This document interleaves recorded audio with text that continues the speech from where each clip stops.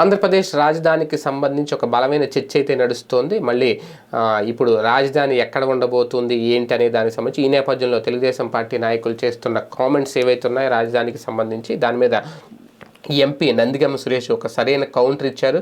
అలాగే చంద్రబాబు నాయుడు గారికి చర్చకి రావాలంటే ఒక సవాల్ కూడా విసిరారు. 24 గంటల డెడ్ లైన్ కూడా విధించారు. ఎందుకంటే ఒక రకంగా ఢిల్లీకి వెళ్ళి బీజేపీ పెద్దలతో ఏం మాట్లాడింది అనేది ఇప్పటివరకు తెలియదు.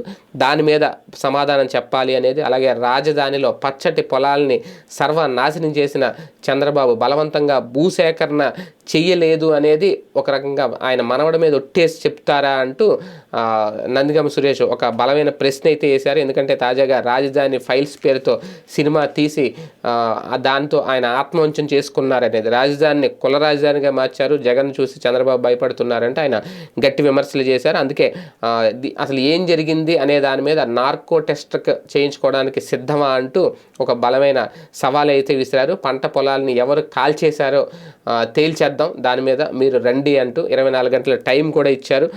కుప్పంలో దొంగ ఓట్లతో చంద్రబాబు గెలిచారు అనేది ఆయన ప్రధానంగా చేసిన ఆరోపణ. రాష్ట్రంలో ఉన్న చెత్త చంద్రబాబు, పవన్, ఎల్లో మీడియా అధిపతులే అంటూ నిప్పులు చెరిగారు ఎంపీ నందిగం సురేష్. ఏది ఏమైనా సరే ఇప్పుడు ఎస్సీలతో బీసీలతో పెట్టుకుని 2019 ఎన్నికల్లో చంద్రబాబు గారు ఓడిపోయారు. ఇప్పుడు కూడా మళ్ళీ ఓడిపోవడానికి సిద్ధంగా ఉన్నారు. కాకపోతే ఈ రాజధానికి సంబంధించి మరి ఆ రాజధాని భూముల్ని అప్పుడు పంటల్ని కాల్చేసింది ఎవరు, నిజంగా బలవంతం భూసేకరణ చేశారా, నిజంగా ఎకరాల భూములు దోచేసుకున్నారా, మరి నందిగం సురేష్ గారు ఎంపీ చేసిన వ్యాఖ్యల మీద ఎటువంటి సమాధానం చెప్తారు? ఆరోపణల్ని ఆయన ఒక సవాల్ అయితే విసిరాడు. 24 గంటల్లో చర్చకు రండి, నేను అన్నీ తేలుస్తానని.